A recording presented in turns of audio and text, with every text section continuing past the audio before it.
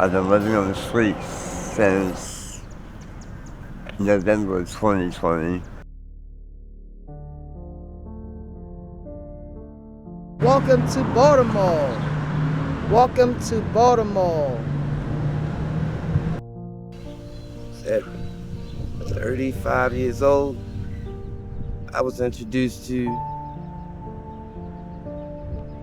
hard drugs. Married, 6 kids. Well, 5 now. I just buried my oldest one 2 months ago. My name is Dimmitri. I'm 44 and originally from Brooklyn, New York. So what brought you to Baltimore? Get custody of my son. My son's name was Benny Edie. He passed away 2 weeks ago on a Saturday. When we ran there, he found her laying on the floor. And he called the ambulance. Hey, what's up, y'all? My name is Derrick. I'm originally from Epidemic in Montgomery County. I came up for cancer treatment back in 2020, and got stuck here. So, yeah, I'm 43 years old. I'll be 44 in October. Let's see. I've been living on the streets since November 2020. 2 months after I got here. I've been fighting off along with addiction. This started up when I moved to Baltimore. I had 2 kids, twin boys, they're 28 in November, both law enforcement, both active duty military. I had 2 grandkids by each. Life out here on the streets is a nightmare, to put it mildly. You have to fight every night for your life with these crazy teenagers. People treat you like absolute shit, act like you don't exist, and the people that do act like you exist look at you like you're worthless, you're nothing, and it's a constant struggle to even want to survive and live. Some days I pray to God I do get killed in my sleep, because it's so rough out there. And, I became addicted to fentanyl when my cancer became terminal and morphine quit working. I've overdosed 36 times, 5 of which were intentional. My case is disfigured from a suicide attempt with a shotgun back in 2005. And it's just, day-to-day nightmare. But God is good and He provides, and that's all that matters. Because my days right now is all I have. My boyfriend Matt and I, we fight to survive, but we make it. And, I'm just grateful for what I do have, So would you say drugs ease your pain? Drugs are what keeps me surviving.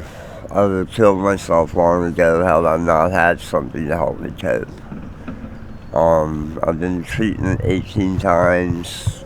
Every time I've been in treatment here in the city, I dealt with racism, bullying, being assaulted. I've been raped 4 times in 3 different facilities.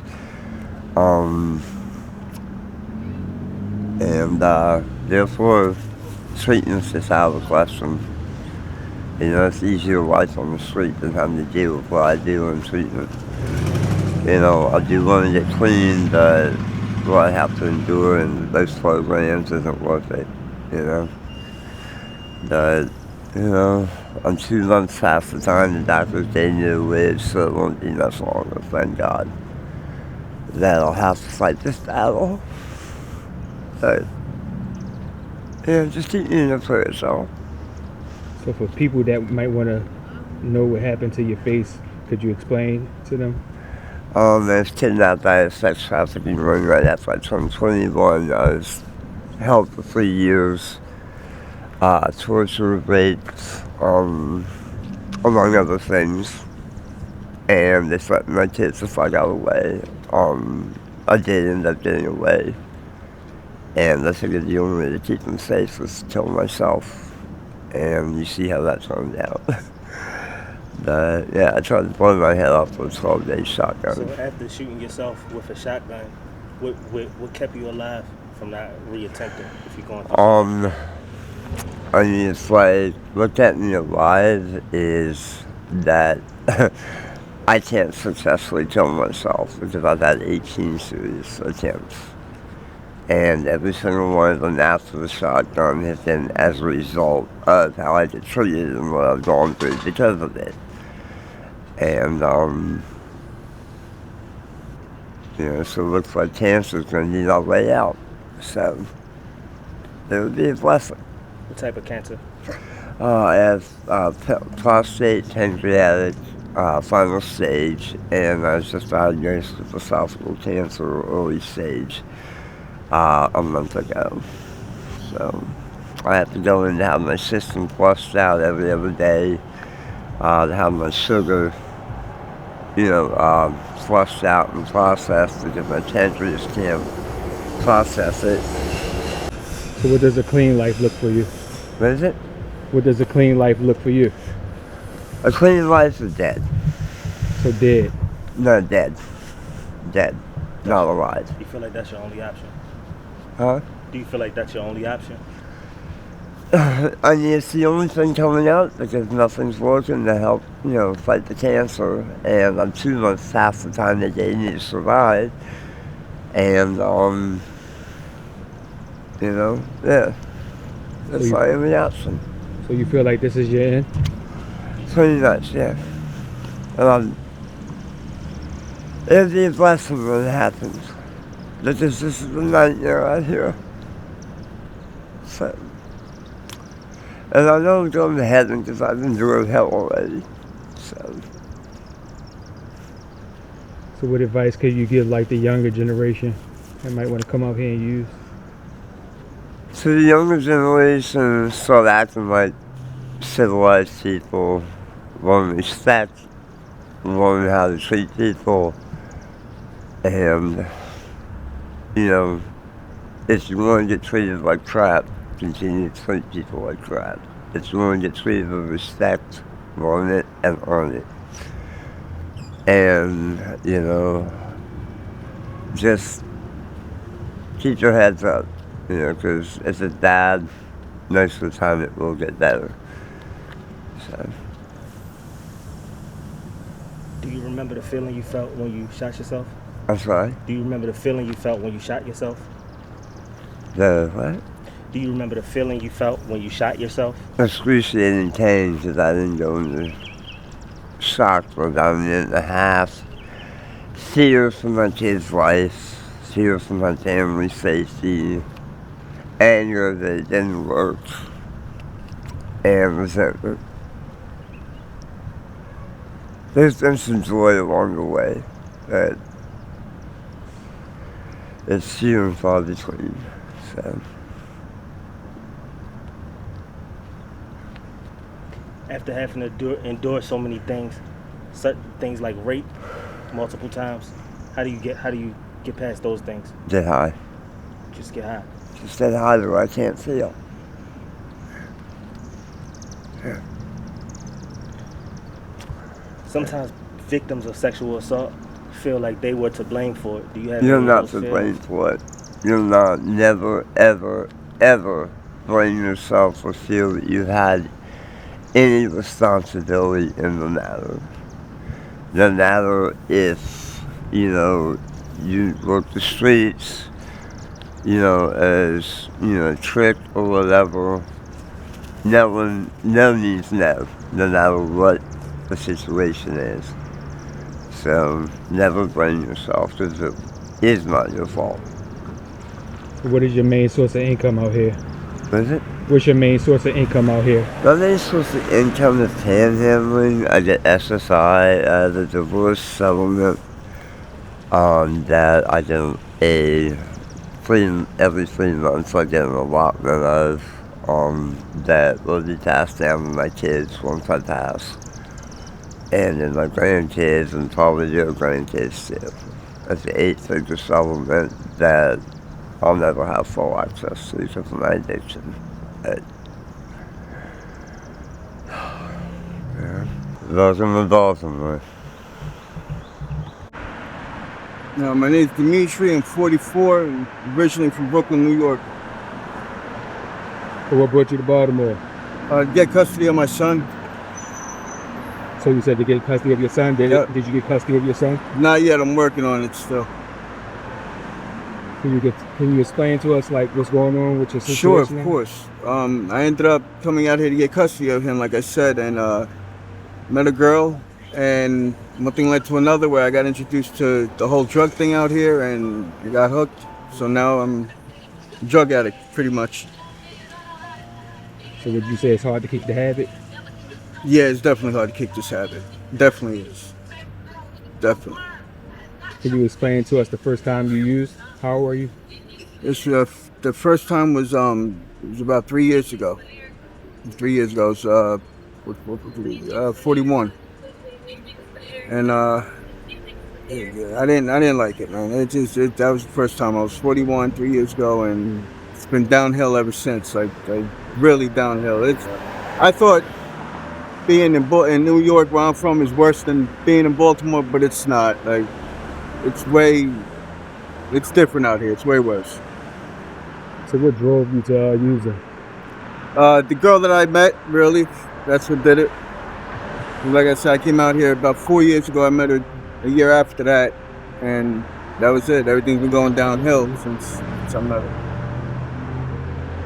Can you explain to us like the first time you used the feeling?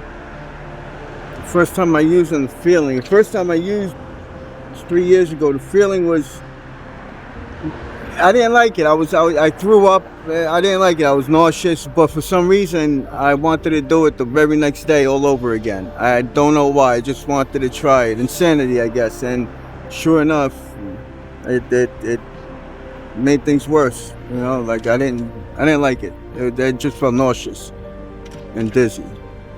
Did you shoot or did you? I shot. I was shooting.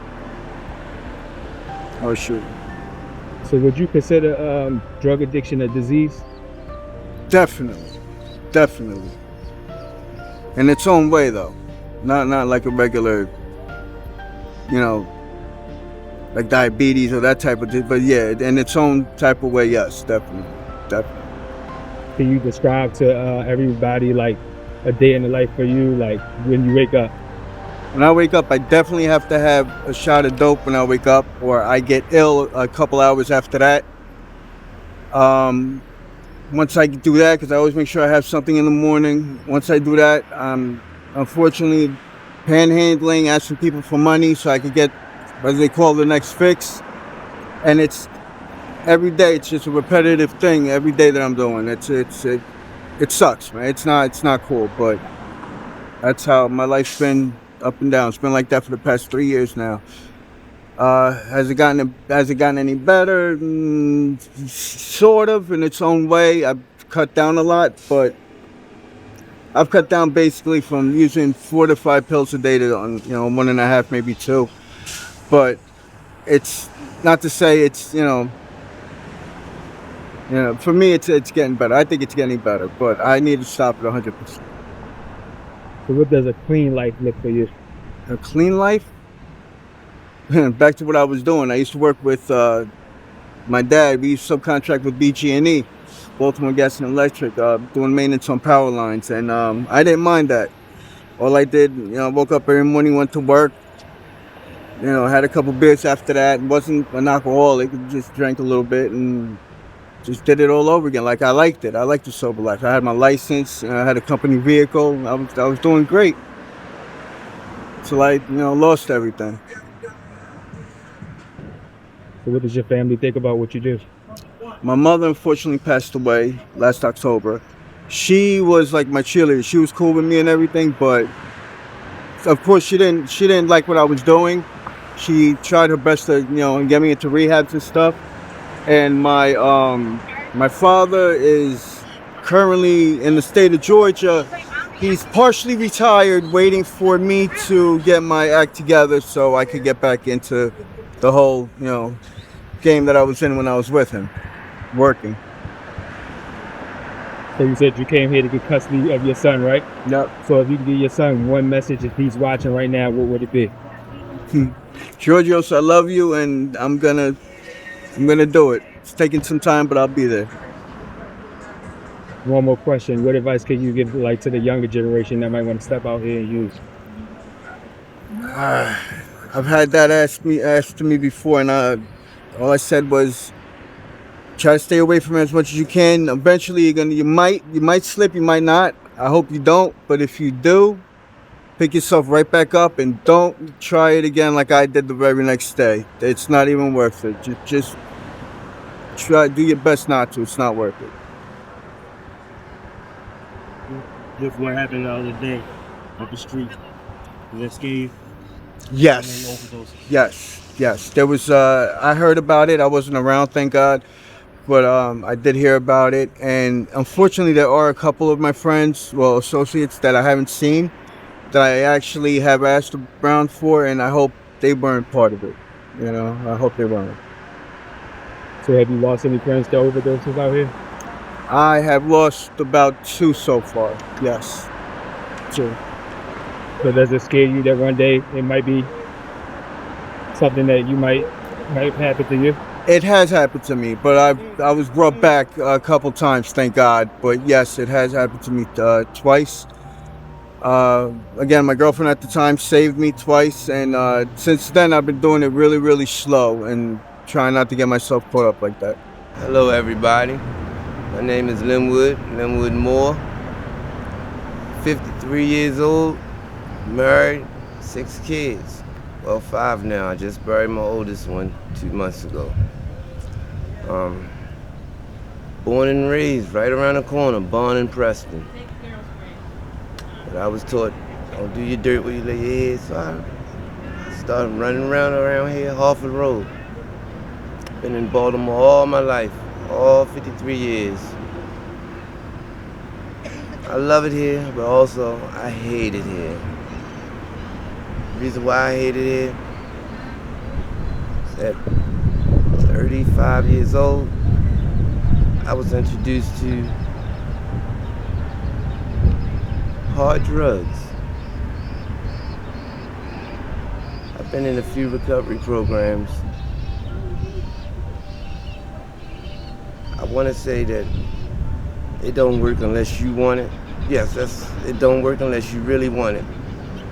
Because all the programs I've been in, it wasn't for myself. The courts put me in it. Probation is courts. Legal issues put me in my programs. I completed them, but I didn't do them for myself, so I went back to what I knew, which was my addictive behavior using drugs.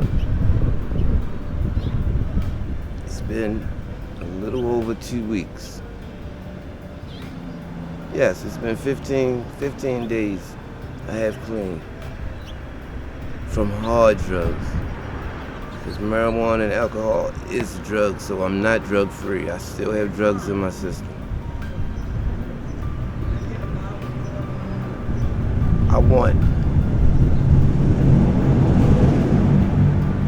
don't want the old me back. I want better than the old me.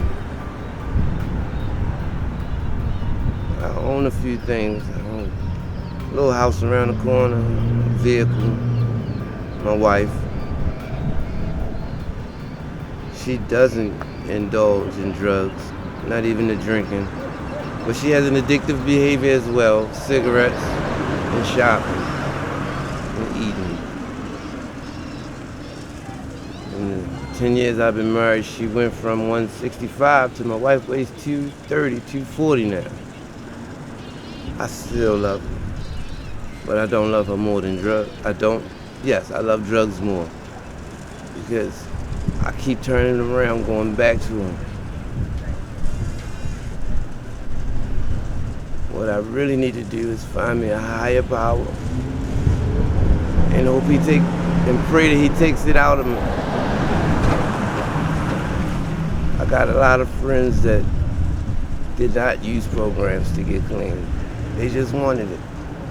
I want it, but I need that help from a program as well. I need that structure.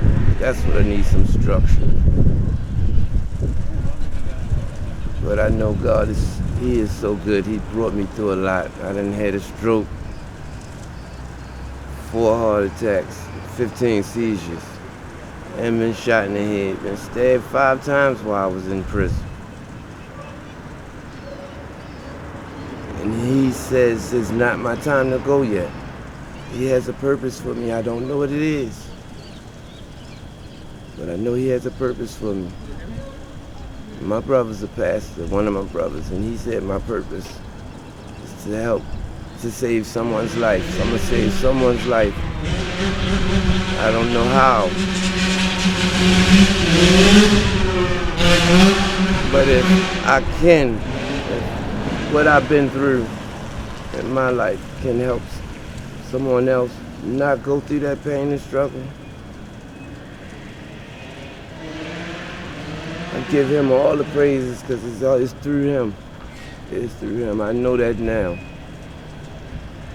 Growing up, I was into church. But as I got older, I started doing things the way I wanted to do it. Not following behind. Not trying to live the right way, through Jesus. Because I was forced in the church as a child.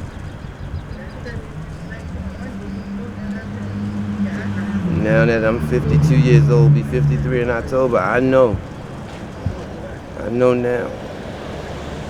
All it takes is a little bit of faith. And I have more than that little bit of faith now.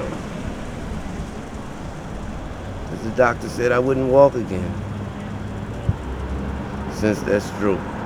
Said my whole left side would be paralyzed. I was on the basketball court the other day with my sons. They won the game. But it just felt good to play when the doctor said I wouldn't be able to do some of them things again. Because I know it was Him. He's the ultimate doctor. When was the last time you used drugs? I got 2 weeks. I had 15 days clean. Congratulations. Thank you. But like I said, weed and alcohol, they're still drugs. So I have weed. I do not have 15 days clean. I have 15 days clean from heroin and from crack cocaine. Same what happened the other day. But I still got weed and I still got alcohol in my system. After you see what happened the other day, did it? Wow. How you feel about it? Wow. Jumping up over west. Yep, that was sad. That was sad. So does that scare you? Yes. That's more reason for me to say I don't want to go back down that dope route, because they say a pinch of fentanyl will kill you. There's something out here that's more dangerous than that now.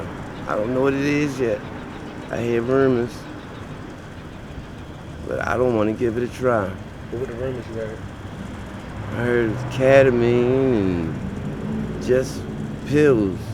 These little young guys trying to be chemists. And the only thing they're making in their little chemistry project is death.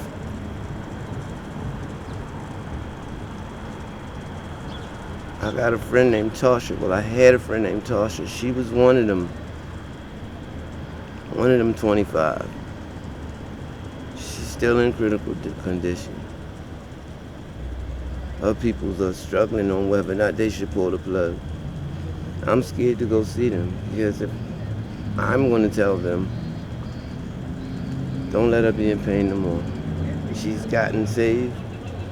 Let her go home. Let her go home with God. Let her go home with Jesus, with the Lord. She won't be in no pain no more. Pull that plug, let her, and let's bury her. That's what I would tell her people. That's why I'm scared to go at my mother's house, because her parents live 2 doors down, and if I see them, I'm going to tell them, stop letting that girl be in pain. She in critical condition. She in pain. pull that plug so she can not be in pain and go home. This ain't our home. My home is beside my king. So what would you say your end result would be if you would continue to use drugs? If I continue to use drugs, my end result is death. They say jails, institutions, and then death. I done done the jails, institution.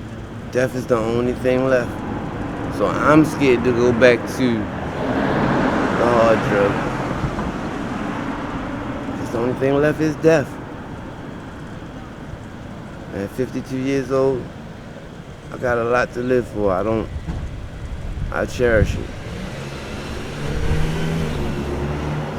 My daughter, my second older child, she has a college scholarship at NC State. And she tells me she's going to Duke next year, transferring. She says she don't even want to be in the medical field. I said, then why you want to go to Duke? That's the best medical school North Carolina got. She said, Daddy, fuck the medical field. I am going to be the first woman president of the United States. If one don't get in office before I finish school, I'm going to do that. Everything this little lady told me she was going to do since she was 7 years old, she accomplished it. So one last question. Do you think it's hard to stay clean and living in Baltimore City? Yes, I do, and only because every program that I've been in, all of their recovery houses is in neighborhoods where I ran around and got high. If I do a recovery program again, I want them to send me out. I want to go to somewhere out of state. Even though if you put an alcoholic anywhere in the world and he got some money, he's going to find that bar. But I'm not scared of that. I'm not scared that I'll be able to find it. I'm scared of the results when I use it. Because I see nothing but death. Out of the 10 real friends that I had, I lost 8 of them to drugs. The other 2 has football numbers in prison.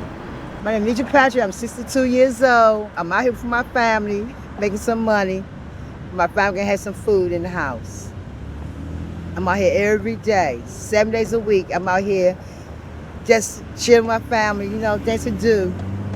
But I don't want to need to do this, but I got no choice but to do this. And that's like to, have fun with my friends and go out places and part my sisters and brothers. I don't smoke no drugs or none of that. All I do is smoke cigarettes and that's it, and that's all. And drink a couple of beers now and then. That's what I be doing. So would you say it's hard out here in Baltimore? Yes, it is. I want to give me a place and a job. This right here ain't nothing for me, but I'm gonna get one though. If God bless me, I'm gonna give me a place. So how long you been homeless for? How I've been homeless since I was 18. So is this something that you used to, or? Yes, but I do stay in the hotel right across the street with my cousin. One of the biggest things that we see with homelessness and women is sexual abuse. Have you experienced any of that? No, never. Never. Never at all. So if somebody wanted to come help you, how would they get in touch with you? Well, I have my phone. My phone on by heart. Just come right there at Motel 6. That's what I do there. That's why I stays there with my sister and my daughter and my cousin. How much money would you say that you make a day off of this corner doing what you do? About 160 Oh, so you make $160? every day. And I take it to the bank. How long does it take? Not that long. From 6 o'clock in the morning to 12 o'clock at night. How much longer do you think you can do this? You're in your 60s now. How much longer do you think you can do this? I don't really know. You got any children? Yes, I do. I got 2, a boy and a girl. So what do your children think about what you do? They don't worry. They like it. They love me. They ask me too when they come this way, go to work. Where do you see yourself a year from now, though? Huh? Where do you see yourself a year from now? A model. I show 'em- got body for it. Yeah, show them what you got. Show them what you're working with.